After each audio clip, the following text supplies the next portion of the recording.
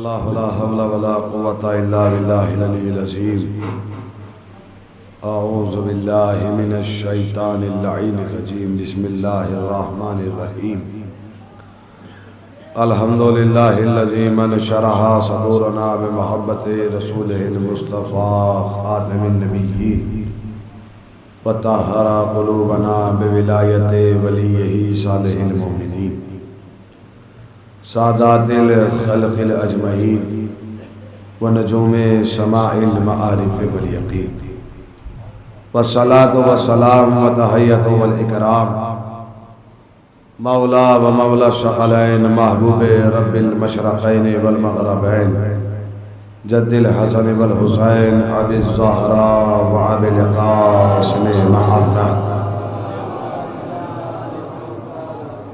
اہل بیت الطیبین الطاہرین المعصومین المظلومین والمنتخبین المنتجبین ولعنۃ اللہ علی اعدائہم اجمعین والغاصبین والمنافقین والکافرین والکاذبین والظالمین من یومنا ھذا الی یوم الدین اما بعد فقد قال اللہ تبارک و تعالی فی کتابہ المبین فاصدق الصادقین وقولہ الحق بسم اللہ الرحمن الرحیم فقد آتینا علی ابراہیم الکتاب والحکمہ وآتیناہم ملکا عظیما صلوات میں جگہ محمد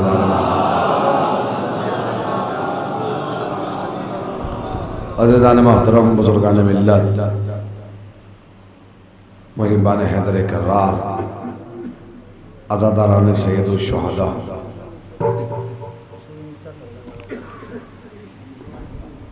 ایک صلوات بھیجا محمد والے محمد پر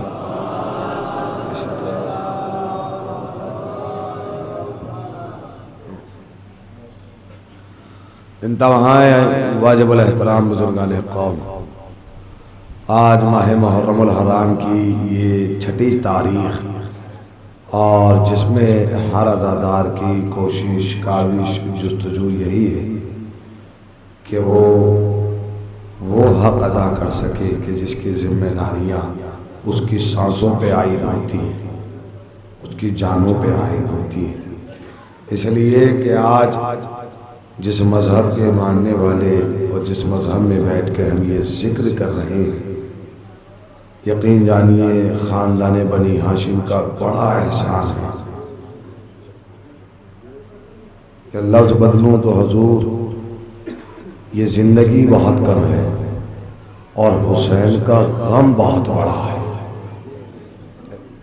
تو کوشش کی جا رہی ہے کہ ہم اپنے مختصر سے سوانح حیات میں حق مظلوم کربلا ادا کر سکیں۔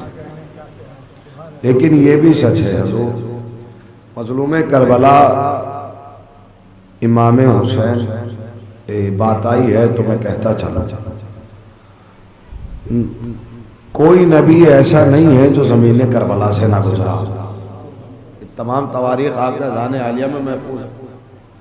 حضرت آدم جب قابیل کو ڈھونڈنے کے لیے جا رہے تھے قصاص کے لیے، زمین کربلا پر پہنچے، اور ایک روایت کے مطابق کہ جب حضرت حوا کو ڈھونڈنے کے لیے جا رہے تھے تو زمین کربلا پہ پہنچے، ٹھوکر لگی، پیر کا انگوٹھا پھٹا اور انگوٹھے سے خون بہا، تو پوچھا معبود یہ زمین کون سی ہے کہ جس پہ آتے ہی مجھے مصیبت نصیب ہوئی؟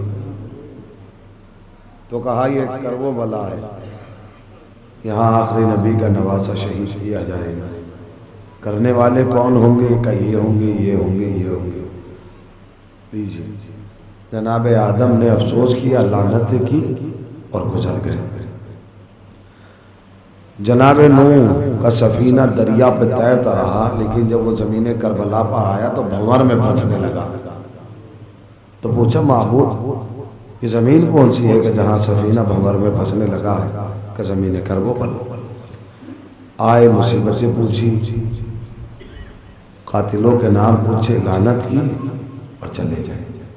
توجہ، جناب موسیٰ سفر پہ آئے، اپنے راہوار پہ بیٹھے گھوڑے پر چل رہے ہیں، زمین کربلا پہ پہنچے، گھوڑے کو ایڑ دینا چاہیے گھوڑے نے حرکت کی، ٹھوکر لگی، سواری گری، موسیٰ گرے، سر شگاف ہو گیا، خون بہا، مصیبتیں اٹھائی.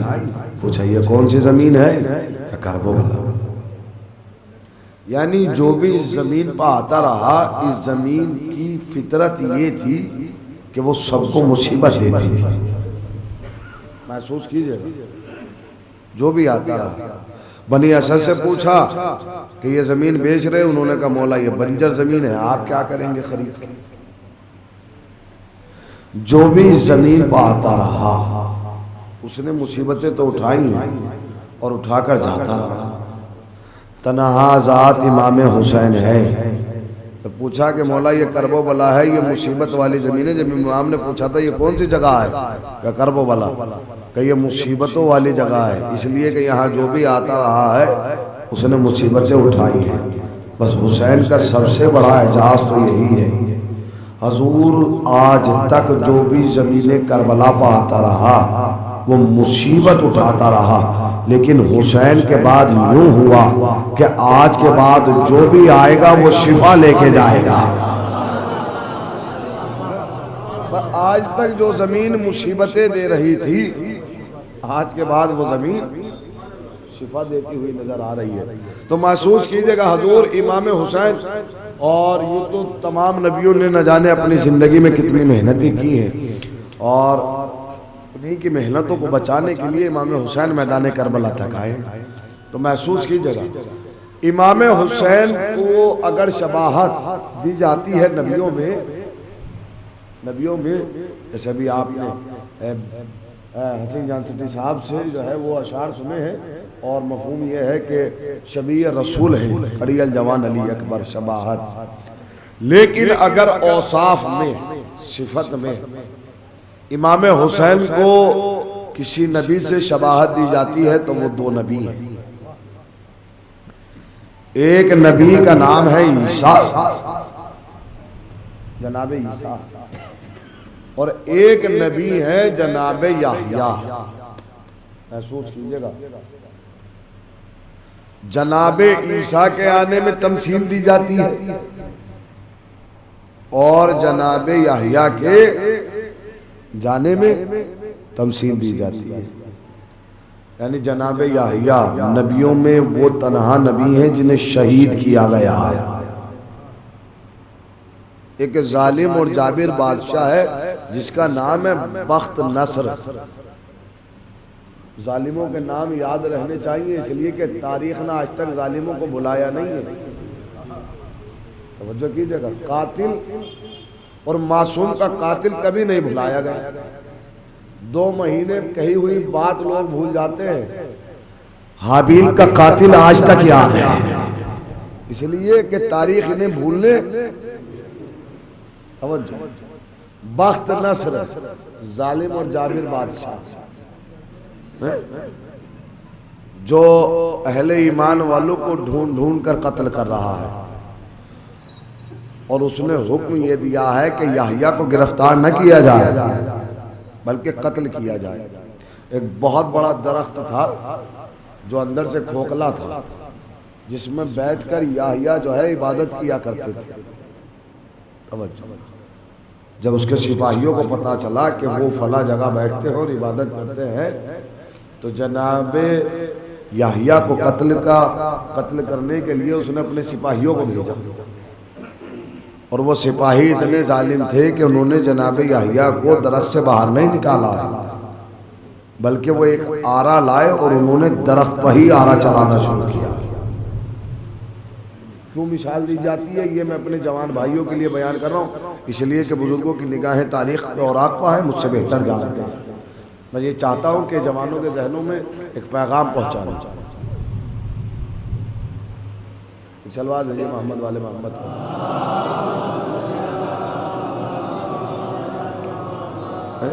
تو میری طرف متوجہ رہے حضور. تو اس نے لعینوں نے اس درخت پر آرا چلایا. تمثیل کیوں دی جاتی ہے؟ اس لیے کہ جناب یحییٰ کو پس پشت ذبح کیا گیا. آرا چلتا رہا، یحییٰ کی زبان ذکر الہی میں ہلتی رہی. اور یہ لفظ بہت قیمتی تھا. گلا کٹتا رہا اور یحییٰ ذکر الہی انہوں نے سر لیا، ایک چمڑے کے تھیلے میں رکھا اور ظالم کے سامنے لے جائے. اب جو انہوں نے سر نکالا دربار میں، اور جناب یحییٰ کے سر سے جو خون کے قطرے اس کے دربار میں گرے، تاریخ نے یہ بتایا کہ جیسے ہی خون کے قطرے اس دربار میں گرے وہاں سے خون ابلنا شروع ہو گیا. بخت نصر کو سر تو مل گیا لیکن جہاں قطرے گر رہے تھے وہاں سے خون جاری ہے. اس نے اسے بڑا روکنے کی کوشش کی، مٹی ڈالی، ڈھیلے ڈالے، چونا ڈالا بند ہو جائے، لیکن وہ بند نہیں ہوا. کب تک بند نہیں ہوا؟ اگر یہ وجہ پہنچا سکا میں تو یقین جانیے حق مجلس ادا ہو جائے. کب تک نہیں پہنچا؟ کب تک بند نہیں ہوا؟ جب تک جناب عزیز کے ذریعے یحییٰ کے خون کا بدلہ نہ لے لیا گیا. اور شاید بات پہنچ جاتی، میرے ساتھ ہو جاتے آپ، اللہ کی بات. جب تک قصاص نہ لے لیا گیا تب تک وہ خون ابلتا رہا. تو تم نے سنا بھی ہوگا، دیکھا بھی ہوگا کہ جس پتھر پر سر امام حسین رکھا گیا تھا آج بھی روز عاشورہ اس سے خون نکلتا ہے. خون نکل کے بتاتا ہے کہ ابھی خون کا بدلہ باقی ہے. سلامت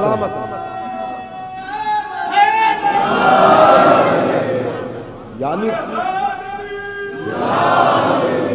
کوئی ہے جو قصاص لینے والا ہے، کوئی ہے جو بدلہ دینے والا ہے. تو ایک نبی سے تمثیل شباہت دی جاتی ہے جناب یحییٰ سے ان کے جانے میں کہ جس طرح انہیں ذبح کیا گیا، اور ایک نبی سے مثال دی جاتی ہے ان کے آنے میں جناب عیسیٰ. تاریخ میں صرف 2 ہی بچے ایسے ہیں جو 6 مہینے میں تولد ہوئے اور باحیات رہے. یہ معجزہ ہے. پوچھئے میڈیکل کی دنیا سے، اگر 6 مہینے میں بچے کی ولادت ہو جائے تو بچہ بچتا نہیں ہے. تاریخ میں 2 ہی بچے ایسے ہیں، ایک جناب عیسیٰ اور ایک جناب امام حسین. ایک مثال اور دی جاتی ہے کہ جب جناب مریم اس دنیا سے رخصت ہوئی تھی تو جناب عیسیٰ نے کہا تھا اماں جب تک نہ بلاؤ گی، جب تک نہ ہوگا. جناب مریم نے کفن سے ہاتھ نکالے، آواز دی، عیسیٰ دوڑے چلے آئے. یہی مثال اور یہی واقعہ ہے جناب سیدہ کے گھر میں. تو ایک نبی سے جانے میں شباہت ہے اور ایک نبی سے توجہ جناب عیسیٰ سے. بس بہت مختصر سے گفتگو اور بات واضح ہو جائے. جب اللہ نے جناب مریم کو بیٹا دیا، یہ کہہ کے دیا کہ مریم ان اللہ یبشرک بکلمۃ منہ، مریم اللہ آپ کو ایک کلمے کی بشارت دیتا ہے، اسمہ، اس کلمے کا نام المسیح عیسی ابن مریم. اس کلمے کا نام کیا ہوگا؟ مسیح عیسیٰ. عیسیٰ مکمل نام نہیں ہے، آدھا نام، مکمل نام ہے مسیح عیسیٰ. اسمہ، اس کا نام المسیح عیسی ابن مریم. اس کلمے کا نام کیا ہوگا؟ مسیح عیسیٰ. توجہ. اور مریم ان کے کمالات میں کمال یہ ہوگا کہ یہ پیدائشی اندھے کو آنکھیں دیں گے.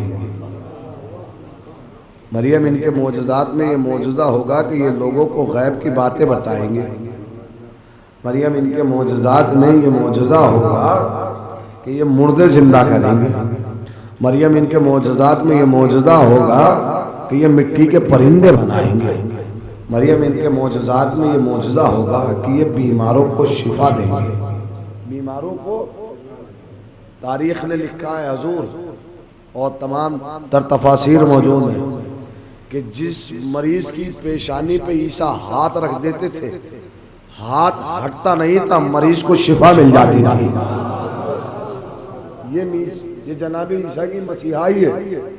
جس مریض کی پیشانی پہ جناب عیسیٰ نے ہاتھ رکھ دیا ہاتھ ہٹتا نہیں تھا اور مریض کو شفا نصیب ہو جاتی تھی.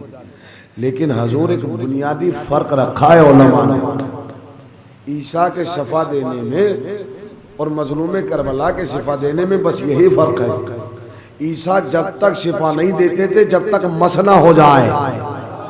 بہت سناٹے میں ہے, میں نے کچھ دلیل آپ کے ذہن تک دی ہے.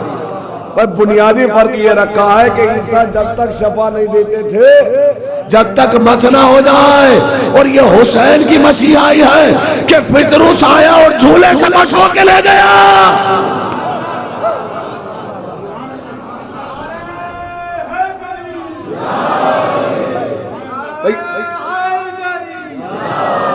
یہ جناب عیسیٰ کی مسیحائی ہے کہ وہ جب تک مس نہ ہو جائے جب تک شفا نہیں دیتے. اور یہ حسین ہے. لوگ کہہ رہے ہیں کہ جب تک دسترخوان آراستہ نہیں ہوگا جب تک میرا حبیب دوست زندہ نہ ہو جائے. میں کہاں تک کتنے واقعات کتنے معجزات بیان کروں, لیکن 2-3 باتیں پڑھوں گا. تو ایک نبی جناب عیسیٰ مریم یہ لوگوں کو غیب بتائیں گے. یہ پیدائشی اندھے کو آپ حضور پوچھئے, سرجری اور میڈیکل کی دنیا اتنی وسیع اور اتنی ڈیولپ ہو گئی ہے کہ وہ اب آنکھیں ٹرانسفر کرنے لگی ہیں. لیکن آپ ان سے معلوم کیجئے کہ اب پیدائشی اندھے کے لیے بھی آنکھیں ٹرانسفر ہو سکتی ہیں. نہیں ان اندھوں کے لیے کہ جو ایکسیڈنٹلی اندھے ہوئے ہیں. میں کیا کہنا چاہ رہا ہوں, ابھی دنیا کی طاقت صرف انہیں دکھا سکتی ہے جو پہلے دیکھ سکتے تھے. معجزہ تو یہی ہے کہ عیسیٰ انہیں بینائی دیں گے جو پیدائشی اندھے ہیں. جو پیدائشی توجہ یہ وہ ہیں جو لوگوں کو غیب بتائیں گے. ایک بڑا حسین اور جمیل واقعہ ہے, اور اگر مجھ سے حوالہ کہا جائے اور اگر ڈھونڈنے میں آسانی ہو تو میں سب سے چھوٹی کتاب, چھوٹی اس لیے کہہ رہا ہوں کہ وہ تنظیم المکاتب کے مکتبوں میں پڑھائی جاتی ہے, جو 2 یا سوم کے بچے پڑھتے ہیں, تو بڑی آسانی سے مل جائے گی. اور اگر اور حوالے دیکھنے ہیں تو تفاسیر موجود ہی ہیں میرے پاس. ایک صحابی جناب عیسیٰ اپنے صحابیوں کے ساتھ بیٹھے, ایک لکڑہارا جا رہا ہے. تو واقعہ آپ کے ذہن میں, پورا واقعہ آپ کے ذہن میں فوراً جو ہے وہ تصویر گھومنے لگی ہوگی, اس لیے کہ آپ کے ذہن میں محفوظ ہے. ہر دور میں ہر طرح کے افراد ہوتے ہیں. کچھ وہ ہیں جو نقطہ چینی کرنے والے ہوتے ہیں اور کچھ لوگ ہیں جو استفادہ حاصل کرنے والے ہوتے ہیں. ایسے ہی مجلس میں ہوتے ہیں. کچھ لوگ یہ سوچ کے آتے ہیں آج کچھ ملے گا, اور کچھ ایسے بھی ہوتے ہیں جو یہ سوچ کے آتے ہیں آج کچھ پکڑا جائے گا. فرق ہے دونوں کے آنوں. اب میں دلیل اس لیے دے رہا ہوں, اپنے ہی گاؤں کا واقعہ بیان کروں تو نہ میں مولانا کا نام لوں گا اور اپنے گاؤں کا نام لینے میں شرماؤں گا نہیں. تو حضور میں اس لیے کہہ رہا ہوں چونکہ ویڈیو جا رہی ہے, ہو سکتا ہے میرے گاؤں والے میری بات سن بھی لیں اور آئندہ سے یہ حرکت بھی نہ ہو. ایک عالم دین اشرا پڑھ رہے تھے, بہترین مجالس پڑھتے تھے, بہترین اشرا ہو رہا تھا. 9 محرم کو ان کے منہ سے جو ہے وہ شمر کے آگے جناب لگ گیا. سمجھ رہے ہیں, لفظی خطا ہے, عقیدہ نہیں ہے ان کا, زبان کی خطا ہے. اور اسلام میں زبان کی خطا کا امکان ہے. اگر زبان کی خطا معاف نہ ہوتی تو بلال مؤذن نہ بنتا. ارے بہت سناٹے میں ہاں, ارے بھائی زبان میں خطا ہو جائے ممکن ہے, عقیدہ خراب نہیں ہونا چاہیے. تو حضور اس کا نتیجہ کیا نکلا, وہ جو 9 دن پڑھا ہے نا انہوں نے وہ کچھ یاد نہیں. پورے سال یہ کہتے رہے اچھا وہ والے مولانا جو شمر کو جناب کہہ رہے تھے. توجہ کیجئے گا, میں کیا کہنا چاہ رہا ہوں اسے سمجھیے گا. یعنی مولائے کائنات کی انہوں نے اتنی فضیلتیں بیان کی, اہل بیت علیہ السلام کی اتنی فضیلتیں بیان کی, کربلا کے اتنے مسائل بیان کیے, وہ پہچان نہیں بنائی. تو کچھ تو ایسے ہوتے ہیں نا جو استفادے کے لیے آتے ہیں, کچھ ایسے ہوتے ہیں جو نقطہ چینی کے لیے آتے ہیں. اور یہ ہر دور میں رہا. اس لکڑہارے کو دیکھ کے جب جناب عیسیٰ نے فرمایا کہ یہ شام تک مر جائے گا, تو پوچھا کیوں مر جائے گا, کہ اس کی تقدیر میں موت ہے. یہ لفظ یاد رکھنا, اس کی تقدیر میں, اس کے مقدر میں, اس کی تقدیر میں, بار بار کہہ رہا ہوں یہ لفظ یاد رکھنا, اس کی تقدیر میں موت. لیجئے جو مطمئن تھے وہ تو مطمئن بیٹھے, افسوس میں ہے کہ آج مر جائے گا، اور جو یہ چاہ رہے ہیں کہ کچھ حاصل ہو جائے وہ پورے دن دعا کرتے رہے پروردگارا بس یہ آج زندہ لوٹ آئے، اور پھر ہم نے جانا اور جناب عیسیٰ نے جانا۔ جو حاصل دین ہے وہ اس کی محبت میں دعا نہیں مانگ رہے ہیں، جو کیجئے گا بھئی یہ زندہ لوٹ آئے تو ہے۔ یہ لکڑ ہارا گیا، شام ہوئی، جو مطمئن بیٹھے تھے وہ تو مطمئن تھے، یہ راہ میں دیکھے تو لکڑ ہارا زندہ آ رہا ہے، تو ان کی خوشی کا تو ٹھکانہ ہی نہیں رہا، جو ہم چاہ رہے تھے وہ تو ہو رہا ہے۔ تو انہوں نے کہا تھوڑا سا اور صبر کر لیجئے، گھر جانے دیجئے، ہو سکتا ہے گھر جا کر مر جائے۔ تو وہ گھر بھی چلا گیا، زندہ ہے۔ لیجئے رات آ گئی، رات گزر گئی، صبح کو انہوں نے دیکھا کہ یہ تو زندہ اٹھا ہے۔ اب یہ عیسیٰ کے پاس آئے، عیسیٰ آپ تو بڑے بڑے دعویٰ کرتے ہیں کہ وہ مر جائے گا، وہ تو زندہ ہے۔ جناب عیسیٰ نے کہا آؤ میرے ساتھ چلیے، سب کو لے گئے۔ وہ جو گٹھڑ وہ لایا تھا کیسے کھولا، اسے کھولا گیا، اب جو کھولا تو اس میں کالا سانپ بیٹھا ہے۔ عیسیٰ نے فرمایا اس کے کاٹنے کی وجہ سے تیری موت ہوتی، چونکہ تیری تقدیر میں موت تھی، اب نہیں ہے تیری تقدیر میں موت، تیری تقدیر میں موت تھی۔ تو نے کل کیا کام انجام دیا ہے؟ اس نے کہا کہ میں تو جنگل گیا ہوں، کوئی ایسا کام انجام ہی نہیں دیا۔ کہ کچھ ایسا ہوا ہو جنگل میں جو عموماً نہ ہوتا ہو؟ کہاں کل ایک واقعہ رونما ہوا ہے کہ کیا کہ میں جب گھر سے جاتا تھا تو اپنی 2 روٹیاں ساتھ لے کے جاتا تھا، اور جب زوال کا وقت آتا تھا، ظہر کا وقت آتا تھا تو میں وہ 2 روٹیاں کھا لیتا تھا تاکہ شام تک میں اور کام کر سکوں۔ کل ایسا ہوا کہ اس صحرا میں بھٹکتا ہوا ایک بھوکا آ گیا، اور اس نے مجھ سے سوال کر لیا کہ بھائی کچھ کھانے کے لیے ہے، اور میں نے اپنے حصے کی وہ 2 روٹیاں اسے دے دی۔ جناب عیسیٰ نے فوراً کہا ان 2 روٹیوں نے تیری تقدیر بدل دی۔ بھائی سمجھاتے میں خدا کے واسطے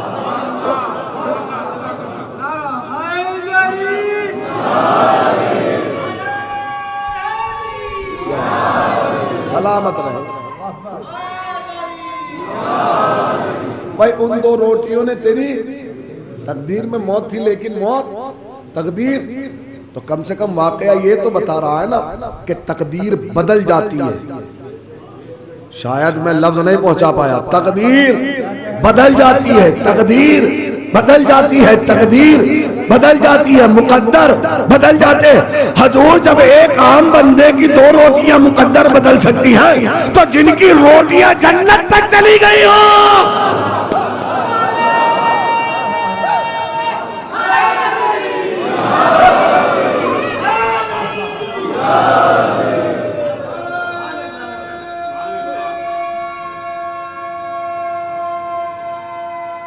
سلامت رہے سب مل کر۔ بھائی عام بندے کی جن کی روٹیوں کا عالم یہ ہے حضور، اور جن کا گھرانے کا شیوا ہی یہ ہو کہ وہ دسترخوان کو ہمیشہ آراستہ رکھتے ہیں۔ جناب شیبت الحمد سے یہ دسترخوان بچھا تھا، اور پھر خاندان بنی ہاشم کا دسترخوان ہمیشہ آباد رہا۔ توجہ، جناب شیبت الحمد یعنی جنہیں عبد المطلب کہا جاتا ہے، مطلب کا غلام ہے یہ۔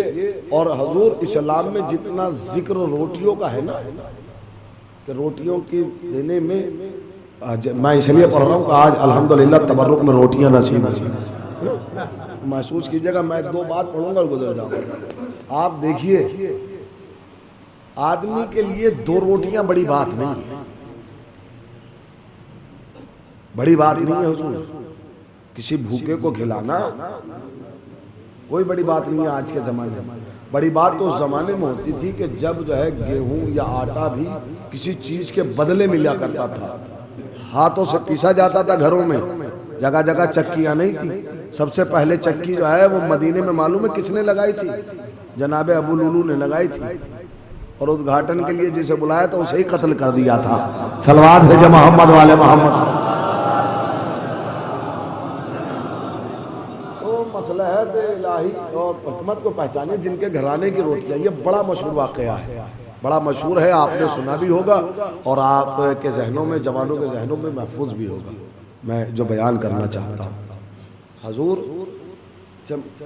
یہ جو خاندان ہے یہ جب خیرات کرتا ہے تو احساس نہیں ہونے دیتا کہ ہم نے کیا دیا ہے، اور پڑوسی کو تو بالکل نہیں پتہ لگتا کہ انہوں نے کیا دیا ہے۔ تو پہلا سلیقہ تہذیب آل محمد تو یہ ہے کہ جب آپ کسی کی مدد کرو تو کبھی اسے شو آف نہ کرو کہ ہم کیا کر رہے ہیں، کاروبار زندگی کو لے کر ہو یا اس کی سامان حیات کو لے کر ہو۔ حضور یہ سوار دوش رسول جو ہیں، جنہیں چاہے وہ مولائے کائنات ہوں، چاہے وہ امام حسن ہوں، چاہے وہ امام، یہ سوار دوش رسول، اور سوار دوش رسول وہ چاہے عید کا روز ہو، نماز کا روز ہو، نماز سنیے، اب میں آیا لفظ کہہ دوں، جمعہ کا دن ہے، جمعہ کا جمعہ، اور نبی کی پشت پر آخری سجدے میں حسین سوار ہو گئے، سنا ہے؟ بزرگوں سے نہیں پوچھ رہا ہوں میں، یہ جتنے میرے جوان بیٹھے ہیں، بزرگ تو مجھ سے بہتر جانتے ہیں، یہ جو جوان ہیں یہ واقعہ تو سنا ہے نا۔ اور رسول جو ہے وہ سجدے کو طول دیتے رہے، سبحان اللہ ربی سبحان اللہ سبحان اللہ۔ حضور اتنی مرتبہ تو ہم مجلس میں نہیں کہہ رہے سبحان اللہ، جتنی مرتبہ رسول کو سجدے میں کہنا پڑا۔ اس پر کون بیٹھے؟ امام۔ کبھی جاننے کی کوشش کی کہ وجہ کیا ہے کہ امام نماز کی حالت میں پشت رسول پر بیٹھ گئے؟ میں نے کہا بزرگوں سے میرا سوال نہیں ہے، جوانوں سے۔ ڈیولپمنٹ کا زمانہ ہے، ہر شے میں اپنا دماغ لڑایا جا رہا ہے، تو کبھی کیا یہ جاننے کی کوشش کی ہے کہ آخر وجہ کیا ہے؟ اس لیے کہ امامت کا کام، کوئی بھی کام حکمت سے خالی نہیں ہوتا ہے۔ یہ بچپنے میں کھیل کود کے پشت رسول پر نہیں بیٹھے ہیں، کچھ کہہ رہا ہوں کہ حضور بچپنا ہے تو مذاق مذاق میں آ کر بیٹھ گئے ہو، نعوذ باللہ نا۔ کبھی جاننے کی کوشش کہ آخر وجہ کیا ہے؟ وجہ یہ ہے، میں جو بیان کرنے جا رہا ہوں، میں کیا، علماء نے، تمام مفسرین نے وجہ یہی لکھی ہے کہ حضور جمعے کے دن مدینے میں بازار بھرتا تھا۔ کیا بھرتا تھا؟ بازار لیجیے۔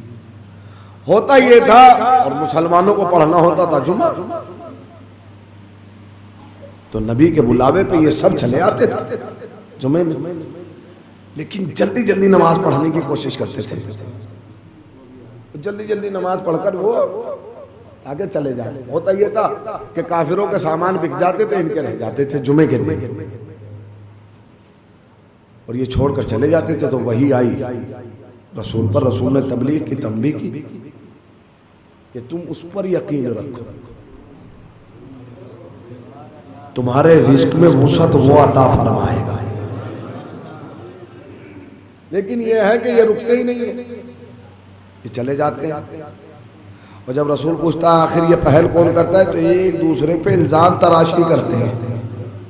حضور یہ پہلے گئے تھے، فلاں گئے تھے، فلاں گئے تھے، ہم تو آپ کے ساتھ تھے۔ اور نبی سے کہتے تھے آخری جمعے میں جب انہوں نے یہ کہا کہ ہم تو گئے ہی نہیں تھے، ہم تو یہیں تھے، آیت آیا میرے حبیب ان سے کہہ دیجیے جب میرا نبی حالت تجارت میں ہوں تو تجارت چھوڑ کے نہیں جانا، اور جب حالت نماز میں ہو تو نماز چھوڑ کے نہیں جانا۔ نہ تجارت میں ساتھ چھوڑنا ہے اور نہ نماز۔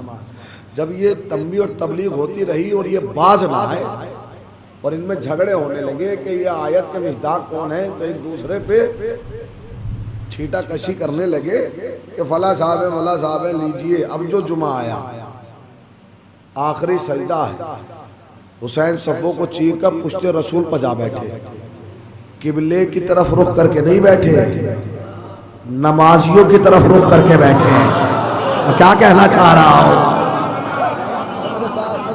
اللہ کا کس کی طرف؟ نمازیوں کی طرف۔ اب حضور نبی نے سجدے کو طول دیا، حکم آیا سجدے کو طول دیجیے، سبحان اللہ سبحان اللہ سبحان اللہ۔ جب سجدے کو طول دیا تو نبی کی نماز میں کچھ لوگوں کو شک ہوا، کچھ کو کیا، انہیں شک ہوا جنہیں نبی کے دماغ پر شک ہوا تھا، جنہیں نبی کی صلح پہ شک ہوا تھا، انہیں نبی کی نماز پر شک ہوا۔ سر اٹھایا اور دیکھا حسین بیٹھے سجدے میں چلے گئے. تو روڈ پڑھتا رہا تو کسی اور صاحب نے سر اٹھایا, دیکھا حسین بیٹھے سجدے میں, کسی اور نے سر اٹھایا. یہ وہ ہے جنہیں دکان کھولنے کی جلدی ہے. آپ سمجھیے کیفیت کو میں کیا کہنا چاہ رہا ہوں. یہ وہ ہیں جنہیں دکان کھولنے کی جلدی ہے. یہ اٹھا رہے ہیں سر. کیا سوچ کے اٹھاتے تھے آخر رسول کو ہو کیا گیا, تو رسول کے مقابل میں اٹھاتے تھے. پشت پر حسین کو دیکھتے تھے تو گر جاتے تھے. تو یہ تو طے ہو رہا ہے نا کہ نماز میں جو رسول کے مقابل میں اٹھتا رہے گا وہ حسین کے مقابل میں گرتا رہے گا. دیکھیں منظر کتنا اچھا ہے. نماز ہو رہی ہے اور حسین ذکر دونوں ایک ہی ہے.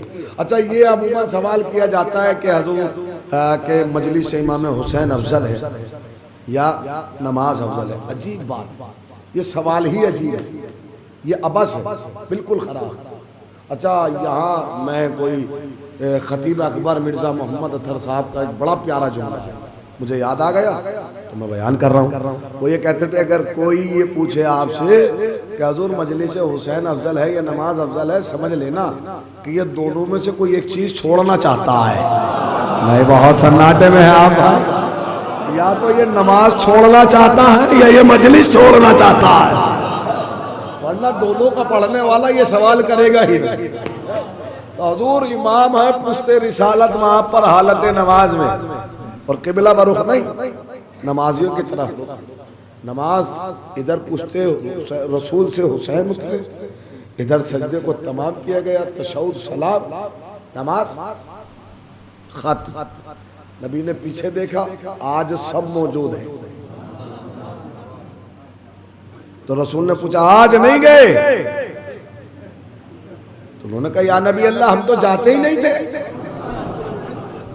تو امام حسین مسکرائے, فرمایا نانا اس نے 7 مرتبہ سجدے کیے ہیں, بہت سناٹے میں ہے. اس نے 5 دفعہ کیے, اس نے 3 دفعہ کیے, یعنی اب کوئی مکر نہیں سکتا. کیوں؟ اس لیے کہ اب گواہ ہے حسین ابن علی.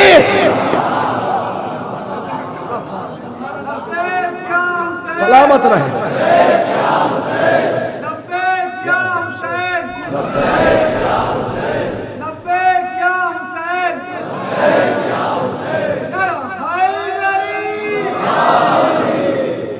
تو حضور امام نے بتایا کہ یہ ہے, اور پھر رسول نے سب کو تنبیہ کی اور تبلیغ کی اور کہا کہ یقین جانو اگر تمہیں توحید پر یقین ہے تو صحرا میں بھٹکے ہوئے مسافر کو بھی رزق ملے گا. تو پھر بھی بستی میں موجود ہو, کیا تم اس کے رازق ہونے میں تمہیں شک؟ جو دریا کے تہہ میں پڑے ہوئے پتھر کے نیچے دبے ہوئے کیڑے کو بھی رزق پہنچا رہا ہو, کیا تمہیں اس کے رازق ہونے میں شک ہے؟ تو کوئی مقام, کوئی بھی امام کا کوئی کام ایسا نہیں ہے جو مسئلہ ہے سے. تو جب کوئی فضیلت سنا کرو, کوئی معجزہ سنا کرو تو مصلحت جاننے کی کوشش کیا کرو, وجہ جاننے کی کوشش کیا کرو, اس لیے کہ ان کا کوئی بھی کام مصلحت سے خالی نہیں ہوتا ہے. لیجیے حضور, بڑی تمنا ہے. ان کے یہاں ایک چاند سا بیٹا ہے, نام رکھا گیا ہے علی. رسول کی حدیث کیا ہے کہ جب آپ کے گھر میں بیٹا پیدا ہو تو تمہیں چاہیے کہ پہلا نام میرے نام پہ رکھیے. یہی ہے نا. اور مولا کائنات نے اپنے سارے بیٹوں کے نام کس کے نام پر رکھے؟ امام حسین نے. تو نعوذ باللہ کیا امام حسین کی حدیث نہیں جانتے تھے؟ نعوذ باللہ. پھر وجہ کیا ہے؟ یہ میں جواب دے کے جا رہا ہوں. وجہ کیا ہے؟ اس لیے کہ جب امام حسین مولا کائنات کے بعد مدینے کی گلیوں میں نکلتے تھے نا, تو مدینے کی گلیوں کا عالم یہ تھا کہ 70,000 ممبروں سے مولا کائنات کو برا بھلا کہا جاتا تھا. تاریخ کو بدلا جا رہا تھا جوانوں کے, بچوں کے ذہنوں کو. معلوم ہے فقیر شام کے دربار میں مولا کائنات کو گالیاں دی جا رہی ہیں. ایک چھوٹا سا بچہ اپنے باپ کی آغوش میں بیٹھا ہے تو اس نے پوچھ لیا بابا یہ علی کون تھا؟ اس سے پہلے کہ اس کا باپ جواب دیتا فقیر شام نے کہا کہ ثقیفہ کے چوروں میں سے ایک چور کا نام علی ہے۔ آپ کو معلوم ہے کتنی تاریخیں بدلی جا رہی تھی؟ مولا کائنات کو برا بھلا کیوں کہا جا رہا تھا؟ یہی وجہ ہے کہ امام حسین نے کہا کہ تم چاہتے ہو کہ میرے باپ کا نام مٹ جائے؟ آج کے بعد میں قسم کھاتا ہوں اپنے ہر بیٹے کا نام علی رکھوں گا۔ یہی وجہ ہے کہ امام حسین نے اپنے ہر بیٹے کا نام، جنہیں علی اکبر کہا جاتا ہے، چاند سا چہرہ۔ میں بھی مصائب نہیں پڑھ رہا لیکن محسوس ضرور کیجیے گا۔ جیسے جیسے ادھر جناب زینب آئی مطالبہ کیا اور کڑی الجوان علی اکبر کو شہزادی زینب کے جیسے جیسے اکبر پروان ہوتے جاتے ہیں، جب بھی امام حسین کا دل کرتا ہے کہ میں نانا کی زیارت سے مشرف ہو جاؤں تو جناب زینب کے گھر آ جاتے ہیں، کڑی الجوان کے چہرے کو دیکھتے رہتے ہیں۔ اب میں ایک روایت پڑھنا چاہتا ہوں، اسے فضائلی صورت میں سنیے گا اور پھر اسی روایت کو مصائبی صورت میں پڑھوں۔ خدا کے واسطے صبر کیجئے گا، مصائب نہیں۔ جب کڑی الجوان علی اکبر میدان میں جا رہے تھے تو امام نے کیا فرمایا؟ وہ جا رہا ہے جو خلق میں، خلق میں اور گفتار میں، خلقن، خلقن، منتقن، تین لفظ ہیں، خلقن، خلقن، منتقن، جو تخلیق میں، کردار میں اور گفتار میں محمد جیسا ہے۔ لفظ آپ تک پہنچ جائے تو میرے ساتھ رہیے، کس کے جیسا ہے؟ اور اس سے بھی امام حسین نے نہیں، جن لوگوں نے رسالت مآب کو دیکھا تھا جب وہ اکبر کو دیکھتے تھے تو یہی کہتے تھے آپ رسول جیسے ہو، آپ رسول جیسے ہو۔ اور امام حسین نے اس کی صورت کی بات نہیں کی ہے، میں پھر کہہ رہا ہوں تنہا صورت کی ضمانت نہیں لی ہے کہ صورت میں اکبر رسول جیسے، کردار میں، میرے ساتھ رہے، میں کیا کہنا چاہ رہا ہوں، اکبر کا کردار رسول کے کردار جیسا، اکبر کی صورت رسول کے صورت جیسی، اکبر کی گفتار رسول کے گفتار جیسی۔ توجہ، 1000 مرتبہ کڑی الجوان علی اکبر نے یہ سنا کہ میں رسول جیسا، لیکن تہذیب اکبر یہ ہے کہ اکبر نے ایک مرتبہ ابھی نہیں کہا کہ میں محمد جیسا، محمد مجھ جیسا۔ پتہ نہیں لفظ پہنچا ہے یا نہیں پہنچا؟ حضور 1000 مرتبہ کا، اور امام نے ضمانت بھی دے دی کہ آپ نانا جیسے، لیکن یہ تہذیب ہے اکبر کی کہ اکبر نے ایک دفعہ نہیں کہا کہ نانا مجھ جیسا، میں نانا جیسا۔ حضور کیوں؟ اس لیے کہ تہذیب ہے، تہذیب ہے۔ انہوں نے کبھی کسی کو اپنے جیسا نہ کہا، جو ان کے جیسے تھے انہوں نے اپنے جیسا نہ کہا کبھی رسول، جو ان کے جیسے تھے۔ کیا نہیں فرمایا یا علی انت منی وانا منکا، تو مجھ سے میں تجھ سے ہوں، تیرا گوشت میرا گوشت، لحموں کا لحمی، تیرا گوشت میرا گوشت، تیرا خون میرا خون۔ تو کیا یعنی جو آپ ہو وہ میں ہوں، لیکن کوئی تاریخ ملتی ہے جہاں علی نے کہا ہو کہ رسول مجھ جیسا؟ نہیں نا۔ امام حسین کے لیے فرمایا حسین منی وانا من الحسین۔ حدیثیں کی صاحب پڑھتے ہوں گے، پروردگارہ ان سے محبت کر جو ان سے محبت کرتا ہوں، ان سے دشمنی رکھ جو ان سے۔ توجہ، تو محسوس کیجئے کبھی انہوں نے بھی نہیں کہا اپنے جیسا جو ان جیسے تھے، جنہیں خود رسول نے کہا ہو یہ مجھ جیسے ہیں، میں ان سے ہوں یہ مجھ سے۔ حضور کڑی الجوان علی اکبر، اس سے کہا گیا مصائب کے لیے، اور یہ وہ مصائب ہیں حضور، یہ وہ شخصیت ہے، یہ وہ جوان ہے کہ جس پہ کربلا کی صرف ایک ماں نہیں بلکہ ہر کربلا کی ماں نے ماتم کیا ہے۔ بہت مختصر سے وقت میں کوشش کروں گا کہ میں آگے بڑھا سکوں۔ جب جناب علی اکبر اس دنیا میں آئے تو امام حسین سے بہن زینب نے مانگا ہے، تو امام نے فرمایا تھا لیلا دیکھو میری بہن اگر کوئی سوال کرے تو منع نہ کرنا۔ تو کسے مانگا ہے؟ کڑیل جوان. آقا اجازت ہو بھائی، میں یہ چاہتی ہوں کہ اکبر کی پرورش میں کروں. بہت نازوں سے پالا ہے. معلوم ہے ایک روایت میں بیان کرنا چاہتا ہوں. یہ کربلا کے جتنے بھی جوان موجود ہیں، خاندان بنی ہاشم کے جوان، ان سب کو آداب جنگ جو ہیں وہ غازی ابو الفضل العباس سکھاتے تھے. وہ چاہے کڑیل جوان ہو، جناب قاسم ہو، جناب اون محمد ہو، سب کو فنون آداب جنگ جو ہیں وہ غازی ابو الفضل العباس سکھاتے تھے. جب اکبر کو غازی لے کے جاتے تھے نا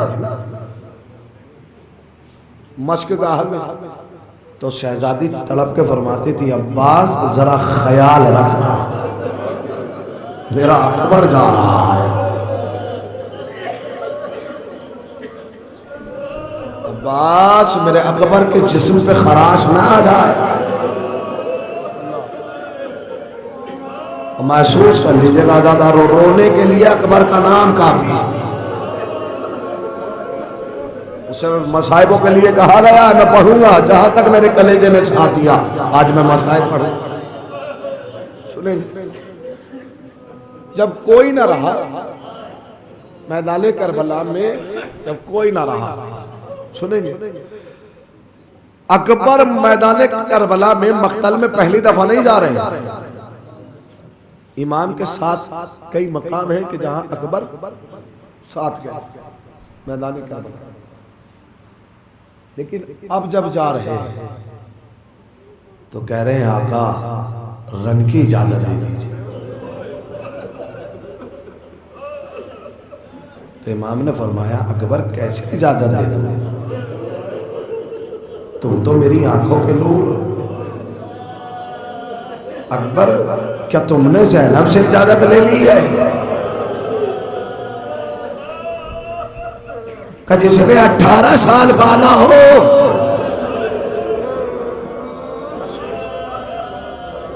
میں ایک دلیل دے رہا ہوں، میں ایک حساسیت بھرا سوال. کسی نے چوتھے امام سے پوچھا تھا مولا آخر وجہ کیا ہے کہ امام حسین نے اپنے جوان بیٹے کو سب سے آخر میں کیوں بھیجا؟ غر کا جوان بیٹا مارا گیا، کربلا کے اور جوان مارے گئے، اپنے بیٹے کو سب سے آخر میں.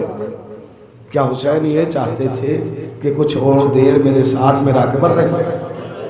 بس اتنا سننا تھا. سید سجاد رونے لگے، کہا تم نے انصاف نہ کیا، تو نے میرے بابا کی مصلحت کو نہ سمجھا. کہا حر کا جوان بیٹے کو سب سے پہلے اس لیے بھیجا کہ میرا بابا جانتا تھا کہ سب بھوکے اور پیاسے ہیں، اور جو جتنی جلدی شہید ہو جائے گا وہ کوثر کے پانی سے اتنی جلدی سیراب ہو جائے گا. حسین نہیں چاہتے تھے کہ حر کے جوان سے پہلے میرا اکبر سیراب ہو جائے. جزاک اللہ. خدا کوئی غم نہ دے سوائے مظلوم کم. رن کی اجازت ملی ہے کڑیل جوان. ابھی اور بھی مجالس ہونا ہے، آپ کو اور بھی کڑیل جوان کے مسائل سننا ہے. میں 2 لفظ پڑھنے جا رہا ہوں اور مجلس تمام کرنے جا رہا ہوں. جوانوں اپنے دلوں پہ ہاتھ رکھ کے سننا، اس لیے کہ کڑیل جوان کا مقام ہے. سنیں گے دادا، جس وقت کڑیل جوان نے 2 حملے کیے، 2 حملے میدان کربلا میں 2 حملے کیے ہیں. پہلے حملہ جب کل کے آئے ہیں کہا بابا بہت پیاس ہے، زبان میں کانٹے پڑے، اگر ایک قطرہ آب مل جائے تو میں بتاؤں ظالم کو کہ جوانان ہاشم کسے کہتے ہیں. امام نے اپنی انگشتری اتاری کہ میرے لالی سے اپنے دہن میں رکھ، قیامت گزر جائے، قیامت گزر. ادھر اکبر ہے جو خیمے سے رخصت ہوئے، حسین ہے جو کمر پکڑے ہوئے پیچھے پیچھے آ رہے ہیں. اکبر کو محسوس ہوا نا کہ کوئی پیچھے آ رہا ہے، پلٹ کے دیکھا میرا بابا آ رہا. اکبر نے بہت جلدی کی سواری چھوڑنے، بہت تیزی سے اترے، بابا کے قریب آئے. فرمایا بابا آپ نے تو رخصت کر دیا، پھر یہ پیچھے آنے کی وجہ کیا ہے؟ امام نے فرمایا اکبر اگر تو بھی کسی جوان بیٹے کا باپ ہوتا تو تجھے پتا چلتا کہ جوان کو رخصت کرنے کا عالم کیا ہوتا ہے. جزاک اللہ جزاک اللہ حقوق قوم نہ سوائے مظلوم کربلا کے ہزار ارباب میں قاتل لکھتے ہیں کہ اکبر میدان میں گئے حملے پہ حملے کرتے گئے. سنیں گے حسین بن نمیر ظالم، حسین بن نمیر ظالم ہے، ظالم حسین بن نمیر میدان کربلا میں اکبر حملے پہ حملے کر رہے ہیں. تو حسین بن نمیر ہے کہ جس نے اکبر کے کلیجے پہ نیزہ مارا. میں کیفیت پڑھنے جا رہا ہوں، خدا میرے لفظوں کو مجھے حوصلہ دے میں پڑھ سکوں، مجھے طاقت دے میں بیان کر سکوں. اکبر کے کلیجے پہ نیزہ مارا ہے، نیزہ ٹوٹا نہیں ہے، نیزہ ٹوٹا نہیں ہے. حسین نے یہ کہہ کے، حسین بن نمیر نے یہ کہہ کے نیزہ توڑا ہے، اکبر میں نے سنا ہے تیرا باپ بہت صابر ہے، میں دیکھنا چاہتا ہوں کہ تیرا باپ کتنا صابر ہے. یہ کہہ کے اکبر کے سینے میں نیزے کی یعنی توڑ دی. میں دیکھوں گا کہ جوان کے کلیجے سے برچھی کا پھاس. اور جب یہ ارباب مقاتل لکھتے ہیں کہ جب اکبر کے کلیجے پہ نیزہ ٹوٹا تو جتنے بھی میدان کربلا میں گئے ہیں سب نے کیا سلام کیا ہے؟ السلام علیکہ یا ابا عبداللہ. اکبر نے یہ سلام نہیں کیا ہے، اکبر نے سلام کیا علیکہ منی السلام یا ابتا، علیکہ منی السلام یا ابتا، علیکہ منی السلام یا ابتا. معلوم ہے یہ سلام کر دیا جاتا ہے، یہ سلام کیوں کیا جاتا ہے؟ کہ جس سلام کا جواب ممکن نہ ہو تب یہ سلام کیا جاتا ہے. اس سلام کا جواب واجب نہیں ہے. اکبر جانتا ہے ارے میرا بابا اتنا مضبوط، ارے کتنا قربت زدہ سلام. جزاک اللہ. عزادارو اکبر زمین کربلا پر حسین خیمے سے چلے ہیں، زمین کربلا پہ گرتے ہیں اور اٹھتے ہیں، زمین کربلا پہ گرتے اٹھتے ہیں. کہتے ہیں اکبر تیرے جانے نے میری آنکھوں کا نور چھین لیا، اکبر مجھے نظر نہیں آتا، مجھے آواز دو، اکبر مجھے آواز دو. اللہ اکبر. خدا کوئی غفلت دے سوائے مظلوم کربلا. امام جب اکبر کے قریب گئے تو اکبر کے دونوں ہاتھ اکبر کے سینے پر رکھے ہوئے. امام نے پوچھا میرے لاڈلے یہ سینے پہ ہاتھ کیوں ہے؟ تو معلوم ہے اکبر نے کیا کہا؟ میرے بیٹے، میرے لخت جگر سینے پہ ہاتھ کیوں رکھا ہے؟ کہ بابا سینے میں بہت چبھن ہے. یہ نہیں کہتے ہیں کہ بابا سینے کی یعنی ٹوٹ گئی، کہ بابا سینے میں بہت چبھن ہے. اب جو امام نے ہاتھ ہٹائے تو دیکھا کہ اکبر کے کلیجے میں نیزے کی. کہ میرے لاڈلے کوئی آخری خواہش؟ کہ بابا اگر ایک بوند پانی مل جائے. کیا کبھی آپ نے سوچا کہ آخری لمحات میں اکبر جانتے ہیں کہ میرا بابا پیاسا ہے، جانتے ہیں کہ سب شہید ہو گئے، پھر آپ نے کبھی سوچا کہ اکبر نے پانی کی خواہش کیوں کی؟ اس لیے کہ تاکہ حسین کی پیاس کا اظہار ہو سکے. امام نے کہا اکبر دہن بلند کیا جائے. منہ میں زبان ڈالی گئی، اکبر نے منہ کھینچ لیا. کہا بابا آپ کی زبان میں تو میری زبان سے زیادہ کانٹے. اللہ اکبر. خدا کوئی غفلت نہ کربلا کے ایک ہاتھ امام کا اکبر کے کلیجے پہ ہے، ایک ہاتھ اکبر کی پیشانی پہ. میرے لہائے، میرے شیر، میرے لال، میرے بیٹا، کوئی آخری خواہش؟ بابا سینے میں چبھن ہے. بابا اگر یہ نیزے کی یعنی نکل جائے، بابا معلوم ہے جس نے یہ نیزے کی یعنی توڑی ہے اس نے یہ کہہ کے توڑی ہے کہ میں نے سنا ہے تیرا باپ بہت صابر. مجھے نہیں پتا داداروں کہ میں مسائل کہاں تک پڑھوں گا، لیکن سنیں گے داداروں. امام زمین کربلا پہ زانووں کے بل بیٹھ گئے، آستین کو چڑھایا. مت احساس کر لیجئے گا، آستین کو چڑھایا، ایک ہاتھ اکبر کے سینے پہ رکھا، ایک ہاتھ سے نیزے کی یعنی پکڑی، نجف کا رخ کیا. کہا بابا در خیبر اکھاڑنا آسان، جوال کے کلیجے سے برچی کا بال، یہ کہہ کر یدرک لکھا نکالا برچی کے ساتھ اکبر کا کلیجہ. اے جزاک اللہ، خدا کوئی غم نہ دے سوائے مظلوم کربلا. وہ دو جملے مکمل شہادت رہی، اس لیے کہ ابھی اور مجالس ہونی ہے، آپ مسائل سنتے رہیں گے متواتر. لیکن میں ایک منظر پڑھنا چاہتا ہوں، سنیں گے. جب یہ لٹا ہوا قافلہ اسیر ہو کر چلا گیا نا، اور شہداء کے لاشیں بے غور و بے کفن زمین کربلا پر پڑے. میں کڑیل جوان کی مصیبت بیان کر رہا ہوں. تو اعجاز امامت سے سید سجاد کربلا کے لاشیں دفنانے آئے. بنی اسد کے مرد ہیں جو کہہ رہے ہیں مولا ہم آپ کے لاشیں دفنانا تو چاہتے ہیں پر ہم پہچان نہیں پاتے کہ کون سا لاشا کس کا ہے. اس لیے کہ جسموں کی پہچان ہوتی ہے چہروں سے، اور سر کاٹ کے نوکے نیزہ پہ نہیں لے گئے ہیں. تو سید سجاد نے کہا نا کہ مجھے لاشے کی کیفیت بتاؤ. قیامت کا جملہ مجلس تمام ہو جائے گی. مجھے لاشے کی کیفیت بتانا، لاشا کس کیفیت میں ہے. میں سجاد بتاؤں گا کہ کس کا لاشا ہے. بنی اسد کے مرد گئے ہیں. تھوڑی دیر کے بعد جب پلٹ کر آئے تو آستینیں چڑھی ہوئی تھی، گریبان چاک تھے، اور سر پہ ہاتھ مارتے ہوئے کہہ رہے تھے واہ غربتا. سید سجاد نے پوچھا کیا کیفیت ہے؟ تو آقا نہ پوچھئے گا کیا کیفیت ہے. بنی اسد کے بعد کہتے ہیں آقا نہ پوچھئے گا. سجاد نے کہا مجھے کیفیت بتاؤ، کیفیت کیا ہے. سید سجاد سے جو اصرار کیا تو بنی اسد کے مردوں نے تڑپ کر کہا آقا ایسا کسی لگتا، ایسا لگتا ہے کہ جیسے کسی جوان کا لاشا ہے، جیسے کسی جوان کا لاشا ہے. سید سجاد نے پوچھا کیفیت کیا ہے؟ تو بنی اسد کے مردوں نے کہا آقا کیفیت یہ ہے کہ لاشے کا کلیجہ نکلا ہوا ہے، بیمار تڑپ گیا. ارے میرا سید سجاد، میرا کڑیال جوان علی اکبر، میرا بھائی.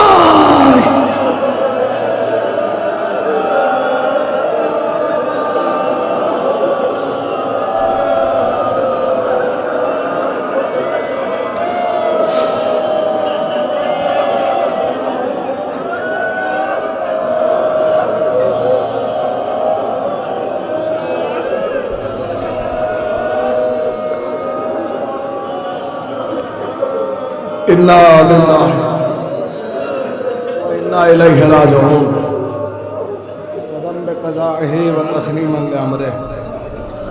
پروردگارا تجھے واسطہ ہے محمد والے محمد کا، ہمارے اس مختصر چپر سے کو قبول فرما. پروردگارا تجھے واسطہ ہے شہداء کربلا کا، بالخصوص تجھے واسطہ ہے کڑیل جوان علی اکبر کا.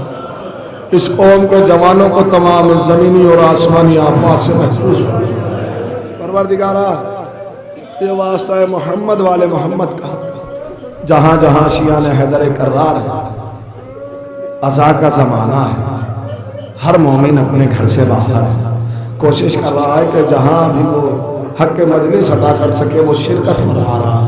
پروردگارا ہر عزادار کی اپنی جان مال عزت آبرو کی حفاظت فرما. پروردگارا تجھے واسطہ محمد والے محمد کا پرچم اسلام کو سربلندی عنایت فرما، دشمنان اسلام کو نیست و نابود فرما. پروردگارا تجھے واسطہ محمد والے محمد کا علماء حق کا، مراجع کرام، قوم کے بزرگان اور ہمارے والدین کا سایہ ہمارے سر پر قائم و دائم فرما. پروردگارا تجھے واسطہ محمد والے محمد کا دشمنان اسلام کو نیست و نابود فرما. پروردگارا ہمیں زیادہ سے زیادہ عبادات کرنے کی توفیق عطا فرما. پروردگارا ہمیں اتنی مہلت ضرور دینا کہ ہماری زندگی میں وہ دن بھی آئے کہ جب ہم اپنے وقت کے امام کے ساتھ فرش عزا بچھا کر حسین کا ماتم کریں. پروردگارا ہمارے امام کے ظہور میں تعظیم فرما، ہمیں ان کے عوان و انصار میں شمار فرما. ربنا تقبل منا. جو مومن و مومنات بیمار ہیں، خصوصی جو میں میسن بھائی کے بھائی جو کافی مدت سے ایک مرض میں مبتلا ہے، بیمار ہے، بطفیل سید الشہداء، بالخصوص بطفیل بیماری کربلا. پروردگارا جو مومن و مومنات بیمار ہیں ان کو شفاء کاملہ و عاجلہ عنایت فرما. اللہم صلی اللہ علیہ وسلم.